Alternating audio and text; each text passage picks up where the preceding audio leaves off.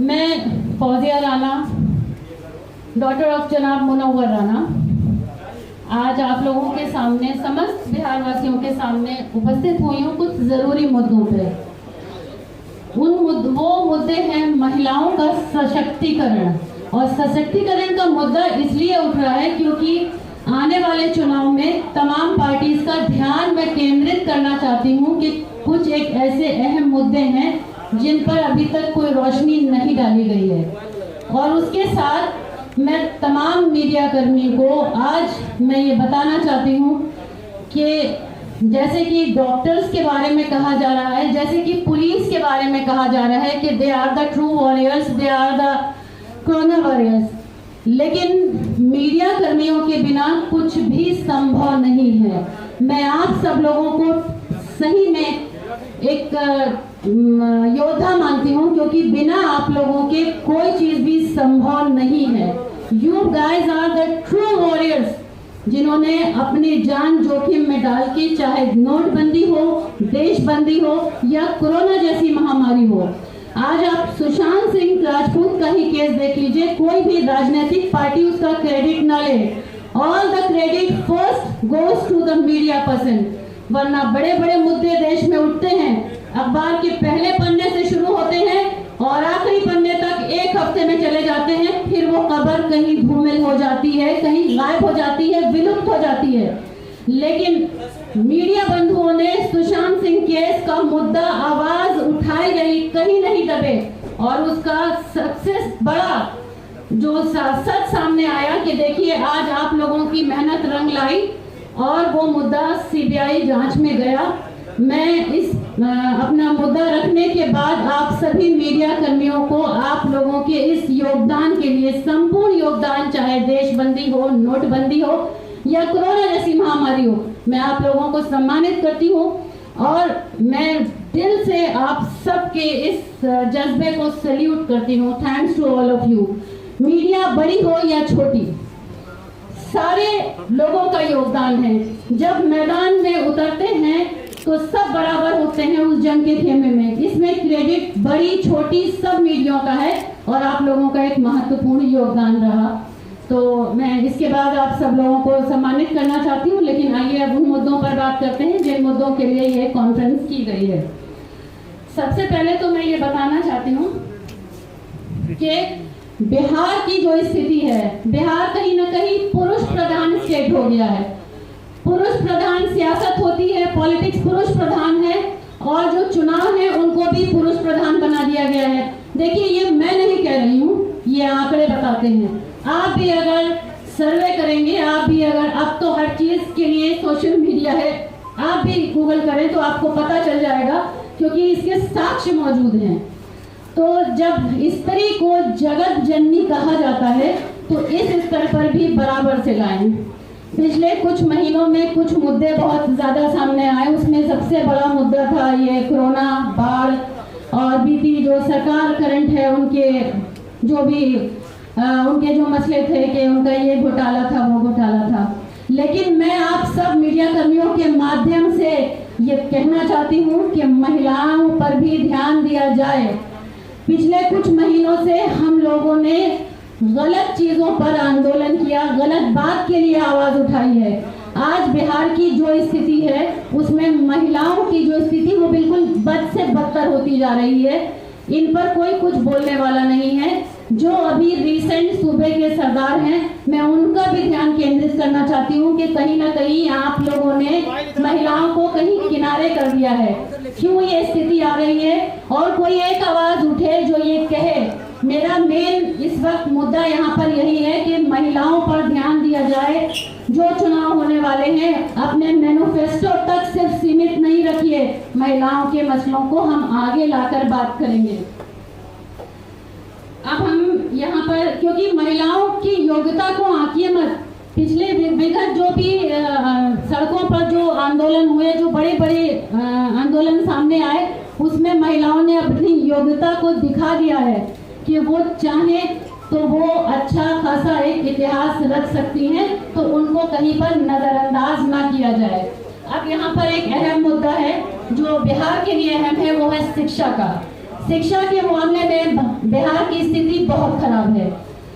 अगर सरकार ये दावा करती है कि हम ये लेकर आए, हमने ये बालिका उसका किया या कुछ भी जो उनके अपने एक चलते रहते हैं, मैं कतई उसको सच नहीं मानती हूँ। क्योंकि जब ये कहा ही जाता है कि हम वहाँ से मदद करते हैं, आप तक पहुँचती नहीं, जब ये चीजें सरकार को मालूम है तो सरकार ने इसके खिलाफ क्यों नहीं कोई कार्रवाई की। आज आप स्थिति देखिए कि लड़कियों की पढ़ाई के लिए जो भी लड़कियां हैं वो पढ़ना चाहती हैं, बहुत सी ऐसी जगहें हैं जिनके आंकड़े मेरे पास मौजूद हैं, जो जगहें मेरे पास हैं वहां तक कोई सुविधाएं नहीं है। बेसिक सुविधा होती है कि महिला शिक्षा कर्मी है ही नहीं, तो कहीं ना कहीं पेरेंट्स जब अपने बच्चों को भेजते हैं, लड़कियों को भेजने से कतराते हैं कि शिक्षा कर्मी नहीं है। चाहे पानी की व्यवस्था हो या भवन की व्यवस्था हो, ये सारी चीजें बहुत ज्यादा खराब स्थिति में है। तो इनके लिए क्या आने वाले जो चुनाव हैं उन कुछ उस पर रोशनी डलेगी या बस यूं ही हवाई बातें होंगी और एक दूसरे पर प्रहार होगा, एक दूसरे पर हम आक्रमण करेंगे और जो मेन मुद्दे हैं कहीं ना कहीं उसमें ये मुद्दे दब जाते हैं कि औरतों की भी स्थिति खराब है, उस पर रोशनी डालिएगा। इनएडुकेटेड टीचर्स हैं, जो टीचर्स आप रखते हैं उनको ट्रेनिंग नहीं दी जाती है। विदाउट ट्रेन टीचर जब आप पढ़ाएंगे बच्चों को तो बच्चे क्या सीखेंगे। बहुत सी ऐसे सोशल मीडिया पे मीम्स बनाए जाते हैं कि उनको जनवरी की स्पेलिंग नहीं आती, उनको ये नहीं मालूम कि बिहार के चीफ मिनिस्टर का नाम क्या है। तो जब शिक्षा की स्थिति ये है और उसका कारण सरकार है, क्योंकि सरकार कहीं ना कहीं शिक्षकों को अनदेखा करती है। जब आप वेतन नहीं देंगे तो शिक्षक ने भी वही मान लिया है कि जब वेतन नहीं मिला तो हमें काम ही नहीं करना है। मुझे बहुत आश्चर्य होता है कि जो भी सरकार आती है वो जनता को सिर्फ वोट बैंक की तरह यूज करती है। क्या अब ये चुनाव के वक्त क्या मास्टर स्ट्रोक खेलने की जरूरत थी कि अब शिक्षक याद आ गए? आप आइसोलेशन सेंटर बनते हैं, इतने दिनों से 4 महीने से जब देश बंद था, जब ये लॉकडाउन था, तब ख्याल नहीं आया। बहुत अफसोस की बात है कि जब चुनाव करीब होते हैं तब जनता याद आती है। मैं सब चैनल माध्यम से, सब जितने भी यहाँ पे मीडिया कर्मी मौजूद हैं, मैं आप सब भाइयों के चैनल के माध्यम से बताना चाहती हूँ कि जनता को वोट बैंक की तरह मत यूज कीजिए। जनता की जरूरतों का पूरा 5 साल ध्यान रखना है, सिर्फ चुनाव में नहीं कि चुनाव आए तो आपने घोषणाओं पे घोषणाएं शुरू कर दी। ये पॉकेट में क्यों रखे थे आप? इंतजार के लिए। यानी कितने अफसोस की बात है कि अगर अभी चुनाव नहीं होते तो मुजफ्फरपुर में जो आइसोलेशन सेंटर्स तैयार हो रहे हैं वो भी नहीं होते, कोई मदद नहीं होती। तो कहीं ना कहीं ये दर्शाता है कि आम जनता को, खास तौर पे महिलाओं को सिर्फ और सिर्फ इस्तेमाल किया जाता है। कहीं ना कहीं ये क्रोनोलॉजी है। जब शिक्षा नहीं होगी तो हमें जानकारी भी नहीं होगी कि क्या अच्छा है क्या बुरा है। अब शिक्षित नहीं है, चिकित्सा का हाल वही है। अरे भारत में नहीं, विश्व में भारत की स्थिति स्वास्थ्य के मामले में 112वें नंबर पर है।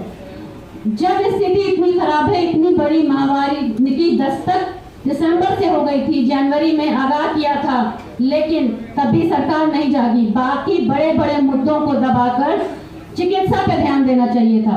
आप बिहार की स्थिति देखिए, इतिहास रच दिया है कि जहां पर कोविड के सैंपल्स पानी में तैरते हुए मिले हैं।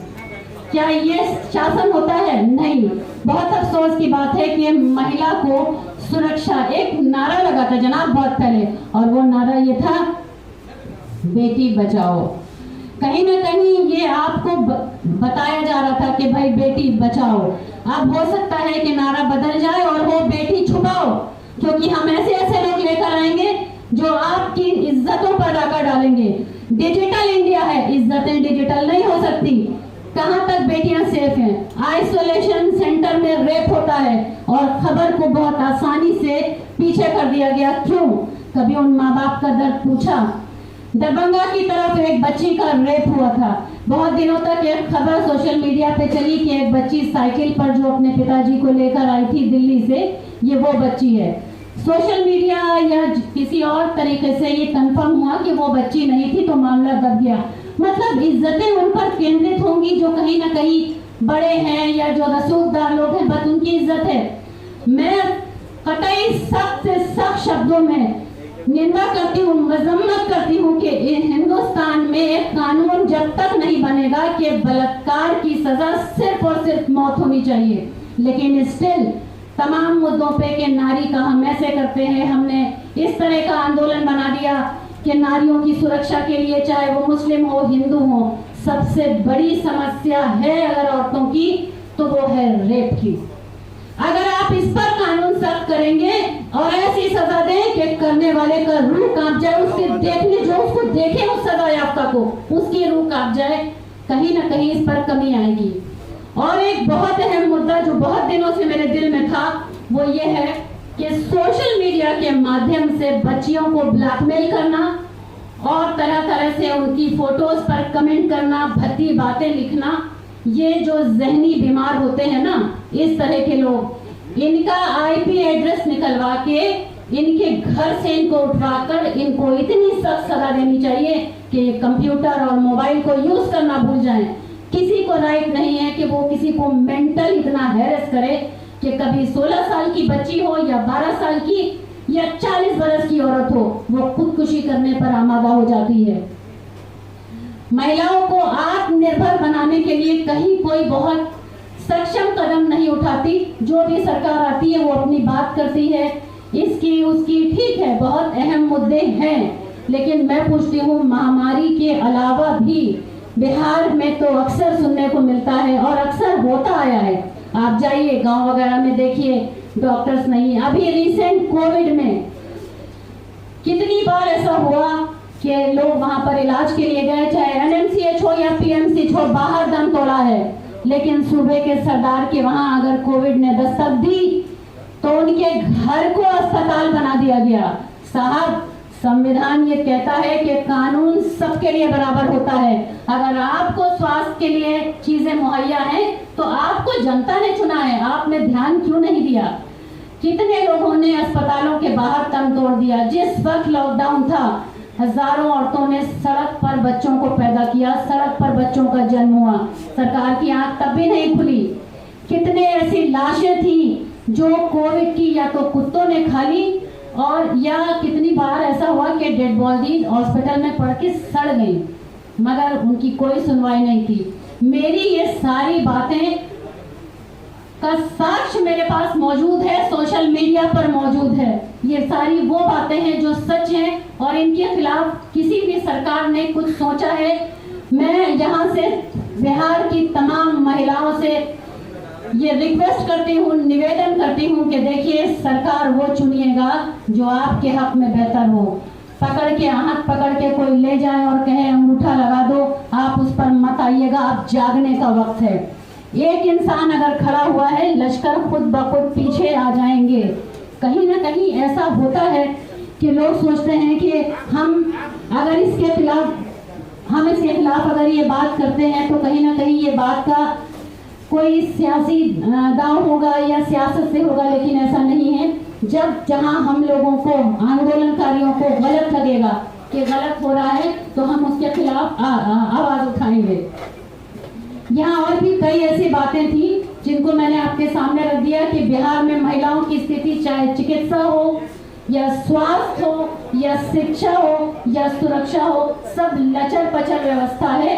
इस लचर पचर व्यवस्था के लिए सही करवाने के लिए हमने और हमारी टीम ने ये बिगुल बजाया है कि हम जगह जगह जाकर वहाँ का सर्वे करेंगे और हमारी टीम पिछले कई दिनों से सर्वे पर है और हमने ये अंदाजा लगाया कि जो बाढ़ वाले क्षेत्र हैं उनमें भी कोई सरकारी मदद कुछ भी नहीं है। और जिस वक्त देशबंदी हुई उस वक्त ये पता चल चुका था कि हम कहां पर खड़े हैं। आम जनता ने मिलकर मदद की है, आम जनता ने देश की मदद की है। क्यों सरकार पीछे है? हम महिलाओं को इसके लिए बहुत गौर से सोचना है। जिंदा रहना है तो हालात से डरना कैसा? जंग लाजिम हो तो लश्कर नहीं देखे जाते। ये कहना कि पीछे कोई पार्टी हो तब, जी नहीं। आप आवाज सच के खिलाफ उठाइए। तमाम बिहार की महिलाएं सच के लिए जब तक आवाज नहीं उठाएंगी तब तक कोई पार्टी नहीं जागेगी। और सूबे के सरदार, आप भी जाग जाइए, क्योंकि महिलाओं ने ये तय किया है कि बदलाव हम भी लाएंगे। सिर्फ सरकार बदलने से बदलाव नहीं आएगी, रणनीति बदलने से, विचारधारा बदलने का भी एक बदलाव आना चाहिए। और उसके लिए ये जरूरी है कि हमें सही और गलत की समझ होनी चाहिए। और अंदर आइए आप लोग। जी देखिए, जब कुछ महीनों पहले हम किसी एक कानून के लिए आंदोलन कर रहे थे, तो क्या हमने चुनाव के लिए कोई बात कही थी? मैडम फ्रंट देखिए। गलत के खिलाफ आवाज उठाने का मतलब ये नहीं है कि हम चुनाव लड़ेंगे, लेकिन आने वाले कल में अगर ऐसी कोई बात होती है जो पार्टी देश के हित में सोचे, राज्य के हित में सोचे और हमारी आइडियोलॉजी मैच करे कि वो हम महिलाओं को लेकर चलेगी, तो हम उनको जरूर समर्थन देंगे। राजनीतिक पार्टी ज्वाइन करने वाली है क्या? बदलाव के लिए आ गए? मैंने ये बात अभी आपसे बता दी कि जो मुद्दे मैंने मूल मुद्दे रखे हैं महिलाओं के लिए, अगर वो मुद्दे कोई सरकार आगे आकर लाकर रखती है और हमारा ध्यान रखती है, हमारी आइडियोलॉजी मैच करती है, तो हम सोचेंगे जरूर इस बारे में। देखिए, ऐसा है कि जब आप किसी एक आंदोलन के लिए या किसी बात के लिए आप आते हैं, तो अभी किसी के संपर्क तो लाजमी सी बात है कि आप सबको पता है कि मेरे फादर को इस वक्त पूरी दुनिया जानती है, तो लाजमी सी बात है कि उनके संपर्क में हर इंसान रहता है, क्योंकि वो एक पोएट हैं। तो संपर्क का मतलब ये नहीं होता कि अगर मेरी किसी से शिष्टाचार मुलाकात हो रही है तो उसमें कोई राजनीतिक मोड़ हो, लेकिन अगर ऐसी विचारधारा बनेगी तो हम फिर इसी मंच पर होंगे और आप सबके रूबरू होके उसको अनाउंस जरूर करेंगे। राजद से बात चल रही है मैम, टिकट मिल जाए। अब आप ऐसा कह रहे हैं तो हम सुन ले रहे हैं, आप कह रहे हैं तो हम सुन ले रहे हैं, लेकिन अभी हमारा मुहिम सिर्फ और सिर्फ एक है कि ये जो महिलाओं को कहीं ना कहीं इग्नोर किया जा रहा है, इनके मुद्दों को सामने लाया जाए, और इस पर अब काम करना हमने शुरू कर दिया है। हमारी टीम ने ये काम करना शुरू कर दिया है, लेकिन हमारा कहीं भी ये ऐसा नहीं है कि हम किसी को टारगेट कर रहे हैं, हम सिर्फ ध्यान केंद्रित कर रहे हैं कि जरा ध्यान दीजिए, हम भी हैं। इस सरकार के प्रति आपकी क्या नाराजगी है क्या? देखिए, ये सरकार हो, केंद्र सरकार हो या कहीं की भी सरकार हो, अगर कहीं कोई कुछ गलत करेगा तो उसके लिए आवाज आपको उठानी है, और आवाज गलत के लिए हमेशा उठानी चाहिए। उसमें ये सरकार या वो सरकार या आने वाली कोई सरकार, क्या मतलब है कि आने वाली कोई सरकार अगर गलत करेगी तो हम खामोश रहेंगे? हमने आपसे कहा ना कि गलत के लिए बोला जाएगा, लेकिन हाँ, गलत के लिए हम बोले, लेकिन बोले हमेशा। मैं एक बात कहती हूँ कि जब कोई व्यक्ति किसी स्थान पर होता है तो हमें उस व्यक्ति के जो स्थान है उसकी गरिमा का ख्याल रखकर अपने विचार व्यक्त करने चाहिए, ये खास ध्यान रखना चाहिए, और शब्दों में मर्यादा, शब्दों की मर्यादा में रहकर ही बात करें। नाराजगी हमारी है, नाराजगी इस वजह से है, कुछ चीजें हैं जिन पर ध्यान नहीं दिया जा रहा है, और अभी तो ये बात यहाँ रखी जा रही है क्योंकि एक ही आंदोलन से आंदोलन खत्म नहीं होते। गलत के लिए जब कुछ आवाज उठाई जाएगी तो हम उसी जोश और खरोश के साथ आएंगे जैसे पिछले 5-6 महीने पहले हम आए थे। मैम, दरभंगा का आपने जिक्र किया, किसी दूसरे जिले का नहीं किया? कोई खास आपका लगाव उस जिले से? मैंने पूरे बिहार का जिक्र किया, मैंने दरभंगा का जिक्र किया कि मैंने आइसोलेशन सेंटर में एक रेप की बात की थी, उसी पे मैंने बताया कि दरभंगा जिले में भी एक कुछ हुआ था। एक बच्ची थी जो बाद में पता चला कि दलित थी। चंद्रशेखर जी उस मुद्दे के लिए आए भी थे, तो दरभंगा से मेरा तात्पर्य ये था। मैडम, आप न्याय की बात कर रहे हैं, एक और न्याय की मांग हो रही है सुशांत सिंह राजपूत, उस पर क्या कहना? सुशांत सिंह राजपूत के लिए सीबीआई जांच है, और मैंने बहुत पहले भी ये बात कही थी कि सुशांत सिर्फ भारत के नहीं, बिहार के नहीं, पूरे भारत के बेटे हैं, भारत के लाल हैं। कहीं ना कहीं सिर्फ बिहार ने नहीं, पूरे हिंदुस्तान ने एक बहुत बड़े कलाकार को खो दिया है, और उनको न्याय मिलना चाहिए और सख्त से सख्त कार्रवाई होनी चाहिए। खुद मैं पर्सनली ये बात बताऊं कि कहीं ना कहीं सुशांत सिंह के जाने से पर्सनली मुझे बहुत हर्ट था, क्योंकि वो मेरे अच्छे फेवरेट स्टार्स में थे। हो गया ना? कहीं बिहार की राजनीतिक पार्टी आपको दूसरा ओवैसी नहीं समझ ले? देखिए, अगर ये मेरी बात, अगर क्या महिलाएं सिर्फ ओवैसी की पार्टी में है क्या, तो समझा जाएगा। महिलाएं तो सब में है, मैंने एक विशेष वर्ग को केंद्रित नहीं किया है, मैंने महिलाओं की बात की है। महिलाएं हिंदुस्तान में या पूरी दुनिया में किसी एक विशेष वर्ग की नहीं है, मैं तमाम महिलाओं के लिए बात उठाती हूँ। और मैंने अभी अभी अपनी बात ये रखी कि जब कोई व्यक्ति किसी स्थान पर होता है तो हमें उसकी पद की गरिमा का ख्याल रख के भाषा की मर्यादा में रहकर अपनी बात करनी चाहिए।